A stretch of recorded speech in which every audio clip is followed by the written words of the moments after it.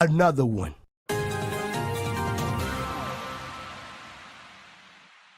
So, the TLDR, requesting advice for how to work without getting burnt out. I'm probably the wrong person to answer this because you guys know how I feel about burnout, but I'm currently unemployed and I'm apprehensive about starting any new QA role. I got very burnt out in my last job and it's time and it turned me off from doing QA. Still, my most lucrative skill and I'm good at here, I'll describe my experience at my last company. As a manual QA engineer, I was very involved in the discussion during backlog refinement. Right after the meetings, oftentimes I would end up writing notes, documentation to share with the team, or I would write up test case titles mapped to requirements. The manual QA engineer would write up the actual test cases later on.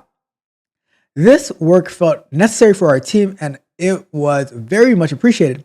I might end up working on this stuff for an hour or so after the meeting. Sometimes I'd be drained after work, after doing this work, but I could switch to my manual QA work afterwards. Even though overall, I am so tired of manual QA, I really don't enjoy it anymore. Understandable. Then I switched to being an automation engineer, and I was finding that much more of a context switch to go from documentation, test case mapping to coding. I felt like I couldn't get much coding done when so much energy was spent on discussion and doing the work to simply understand product requirements. Still, I feel like I need to thoroughly understand the requirements to do my job well. Do you relate to this in any? Do you relate to any of this? Is this situation likely to happen again in another company? Do you have any advice for me to have better boundaries and time management? So, and it says, I'm terrified to start a new job because my last job really impacted my mental health. So let's start the clock. And like I'll say, as I always do about burnout, I repeat, do not threaten me with a good time. Bruh. I burn myself out every single day. And when I get so burned out that I'm like, okay, I need a break. I go take a nap. I go to sleep early. And then I wake up in the morning and I'm like, let's get it. Let's get it. I'm ready to go. All I need is one night to recover from burnout. And I'm ready to go. Sometimes I might need a day and a half, right? But for the most part, I'm ready to go because I love the work that I do, whether it's at the company that I work for or whether it's on YouTube or whether it's coaching.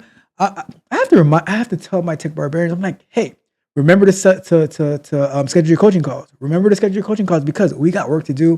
We need to make sure that we're on the right track, that we're aligned, that we're going the same direction. Because if we're not going the same direction, then we are going to lose. And I do not like to lose. I hate losing. I despise us losing. We can do so much better. So that's how I feel about burnout. Now, your current situation, why do you feel obligated that you have to take all the notes and the documentation and share with the team?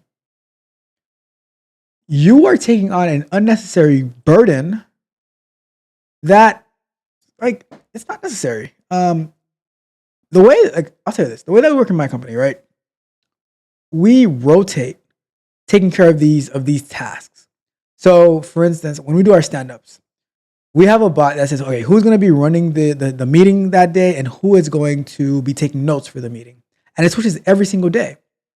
And then we're able to, like, if someone is out, we'll be able to fill in for each other and stuff like that. But it's not like we are it's like the same person doing the notes every single time. And then when it comes to running other meetings like the refinements or the planning, things like that, then it's like we'll rotate. We'll use a tool. Say, okay, this person's going to do it this day. This person's going to do it that day. And that way you're not going to get that type of burnout from those other tasks. That's not really your job responsibility. It is the responsibility of the team to be able to do the notes and the documentation and stuff like that. Now, here's the other deal. If it's okay with your company, why not? Because some companies, like I know somebody who I helped a little bit to get ready for a job, and then they almost lost it because they invited an AI bot to take notes without the permission of the company, and that was almost catastrophic. But But find out first, is it possible that you can get some type of AI bot? Slack has some type of note taker built in nowadays. I use read.ai where it follows me everywhere I go. It follows me everywhere I go, whether I'm on Google Meet, whether I'm on a Zoom. It'll follow me in there. I don't use it at work. I use this for my own personal meetings that we do for coaching, or if I'm doing like a Scrum night where it's taking the notes for me. But if it's possible to do it at work, I would recommend using that so that it can take those notes so that and then it'll send the summary so that you don't have to be doing all these every single meeting, because there's multiple meetings a week. Why are you the one taking all the notes for all the meetings? Split the responsibility. So now, if we move on into the automation portion, taking the notes, and that's a big context switch. You can volunteer to take the notes sometimes, but not every single time. Because here's what I always tell you. If you don't listen to anything else I say, your number one responsibility is the job they hired you to do. You got that? The number one responsibility is the job that they hired you to do. Message. Now, once you're able to do that well, then you can start to branch out. But if I was hired to do QA and automation testing and stuff like that, and I can't even do that right, you better believe I would not be looking to do Terraform or anything like that, because I'm like, I gotta master what I was hired to do. And I'm gonna put myself on a PIP, on a performance improvement plan, so that I could be better. And I don't need my boss to put me on one.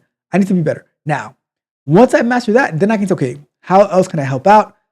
I am not going to take notes every single meeting, right? I am not going to take notes every single meeting.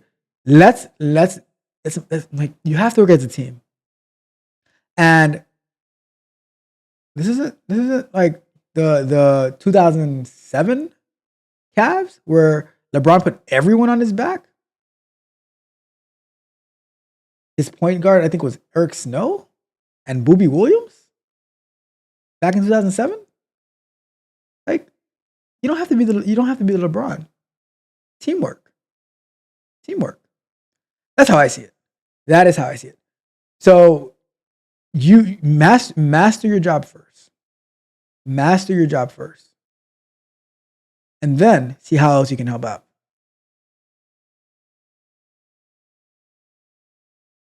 The situation is likely to happen again because of the way that you work. You're putting yourself in this position.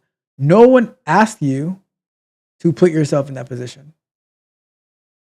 You volunteered it, and now you're complaining about burnout. So you need to get that together. You like advice on setting better boundaries and time management. Here's a boundary: don't volunteer for something that you're not able to do. If you can't do it, then don't volunteer for it. You got to take care of yourself before you can take care of other people, right? Time management, use your calendar. Use your calendar for everything that you do. Download the time cost calculator as well. Oh, look at that. As I said it, there goes in the chat. Become a beta tester for the time cost calculator. Fill out the form. I will add you to a tester, and then you'll be able to get the time cost calculator, right? But time management, use your calendar. I have a video in the Patreon of showing how I use my calendar so that everything is there. And set up a Calendly. Like in my calendar, I schedule the time that I sleep and the time that I wake up. Everything is scheduled. All right. So that is my advice on how to have better boundaries and time management. All right. So let's wrap that one up. Another one. That's not the one I wanted. This is the one I wanted.